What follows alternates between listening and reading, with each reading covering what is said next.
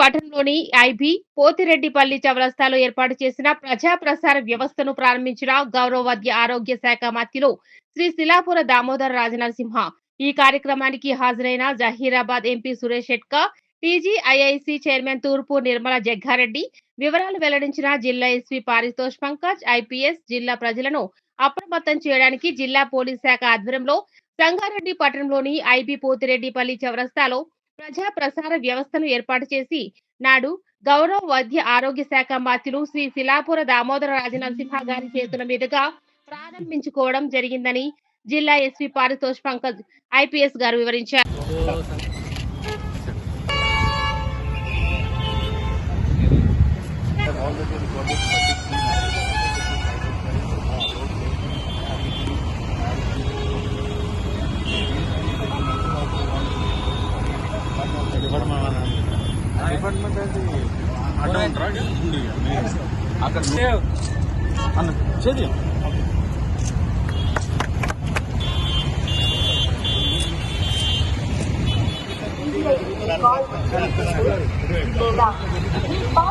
drugs ఉన్నాయని మీరు నేరంలో భాగమని లేదా